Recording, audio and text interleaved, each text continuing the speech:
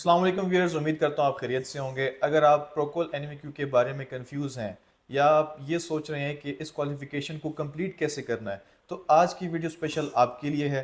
और आज मेरे पास मौजूद हैं मिस्टर अवैस, जो हमें कंप्लीट इसके बारे में इंफॉर्मेशन प्रोवाइड करेंगे। मिस्टर अवैस, अस्सलाम वालेकुम, कैसे हैं आप? वालेकुम अस्सलाम मिस्टर नुमान, बहुत शुक्रिया आपने मुझे इनवाइट किया इस एपिसोड में।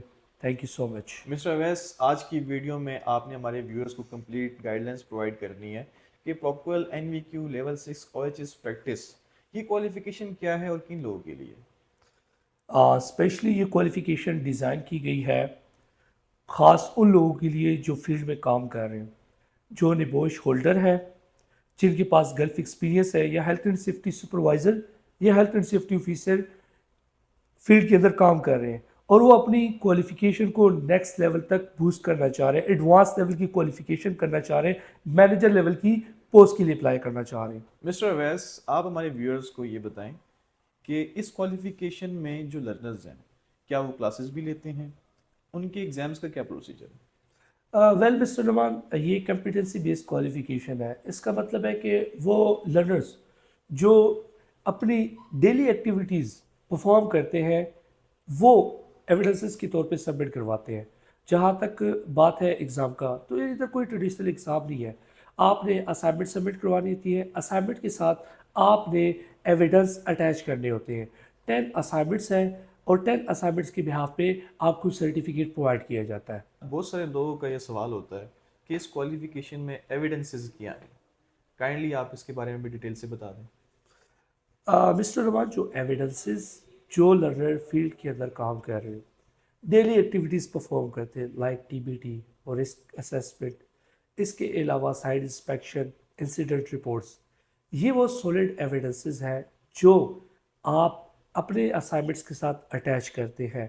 मज़ीद असेसर आपको गाइडलाइंस देता है कि कौन सी यूनिट वन, जैसे कि promote health and safety culture है, तो इसमें आपने कौन से एविडेंसेस अटैच करने हैं यूनिट के साथ जो असेसमेंट क्राइटेरिया को मीट करे। तो इस हवाले से जब आप इनरोलमेंट कर लेते हैं तो मज़ीद गाइडलाइंस आपको असेसर की तरफ से मिलती है कि यूनिट वन में आपने कितने और किस तरह के एविडेंसेस अटैच करने हैं। Very well explain. काइंडली आप हमें ये भी बताएं कि इस क्वालिफिकेशन की ड्यूरेशन क्या है, एक्सपीरियंस क्या रिक्वायर्ड है और इसके बेनिफिट्स क्या हैं? मिस्टर नुमान, आमतौर पर ये क्वालिफ़िकेशन 6 से 8 माह की है। 6 से 8 माह का टाइम दरकार है इस क्वालिफ़िकेशन को कंप्लीट करने के लिए। आप इसको 6 माह भी कंप्लीट कर सकते हैं अगर आप अपनी असाइनमेंट और एविडेंसेस ऑन टाइम कंप्लीट करें। इसके अलावा इस क्वालिफ़िकेशन के लिए एक्सपीरियंस होना लाजमी है, क्योंकि ये work place plus evidences based qualification है, तो इसके लिए एक्सपीरियंस होना लाजमी है। और रही बात इसके बेनिफिट्स की, तो ये क्वालिफिकेशन चूंकि एडवांस लेवल की क्वालिफिकेशन है, इस क्वालिफिकेशन को अचीव करने के बाद आप मैनेजर लेवल की पोजीशंस अचीव कर सकते हैं। इसके अलावा हाईली सैलरी पैकेज भी आप हासिल कर सकते हैं और आप इंटरनेशनली जो कंपनीज है उसके लिए अपनी सीवी को रोबस्ट बना सकते हैं। उस सीवी के बिहाफ पे आपको अच्छी अपॉर्चुनिटीज मिल सकती है। ऑलराइट जी, वेरी इंफॉर्मेटिव। हमारे पास अक्सर ये क्वेरीज आती हैं कि इस क्वालिफिकेशन की जो कंप्लीट प्रोसेसिंग है वो क्या है? वेल मिस्टर नुमान, मैं स्टेप बाय स्टेप आपको इसकी गाइडलाइंस दे देता हूँ। First of all ICPSC qualification offer कर रहा है। कोई भी इंटरेस्टेड है इस क्वालिफिकेशन को करने में, जस्ट वो हमारी वेबसाइट पे जाए, वेबसाइट पे जाके अपना रजिस्ट्रेशन फॉर्म फिल करें, या हमारे दिए हुए नंबर या वेबसाइट पे दिए हुए कॉन्टैक्ट नंबर पे कॉन्टैक्ट करके हमारी टीम भी उसको गाइडलाइन दे सकती है। मैं स्टेप बाय स्टेप ये सारे प्रोसेस को एक्सप्लेन करूँगा। फर्स्ट ऑफ ऑल रजिस्ट्रेशन है। रजिस्ट्रेशन के लिए मैंने आपको बता दिए कि आप हमारी टीम से रब्ता करें या आप हमारे ऑनलाइन वेबसाइट विजिट करें, वहाँ पे ऑनलाइन फॉर्म फिल करें। सेकंड पे आ जाता है इंडक्शन और गाइडलाइंस। इंडक्शन में हम आपको बताएंगे इस क्वालिफिकेशन का इंट्रोडक्शन करवाएंगे, गाइडलाइंस में बताएंगे कि इस क्वालिफिकेशन को आपने कैसे करना है। थर्ड में जो स्टेप 3 है वो ये है कि आपने एविडेंसेस किस तरह प्रिपेयर करने हैं। तो असेसर और हमारी टीम आपको स्टेप बाय स्टेप बताएगी कि आप ऑन एक्टिविटीज़ जो आप ऑन फील्ड एक्टिविटीज़ कर रहे होते हैं उसके कौन से एविडेंसेस हमें रिक्वायर्ड है जो हम असाइनमेंट के साथ अटैच करें और असाइनमेंट के साथ अटैच करके उसको ऑन पोर्टल अपलोड करें। थर्ड में आता है असेसमेंट।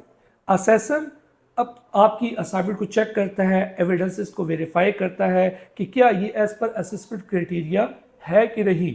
अगर आपकी assignment as per assessment criteria है तो असेसर की तरफ से वो पास हो जाएगा, नहीं तो वो अपना फीडबैक दे देगा। उस फीडबैक के अंदर आपको पता चल जाएगा कि मेरे असाइनमेंट के अंदर क्या इशू आ रहा है, क्या नेग्लिजेंस आ रहा है। आप उसको अगेन से बना के उस एविडेंसेस को प्रिपेयर करके या वर्कबुक को रेक्टिफाई करके और पोर्टल अपलोड कर देंगे।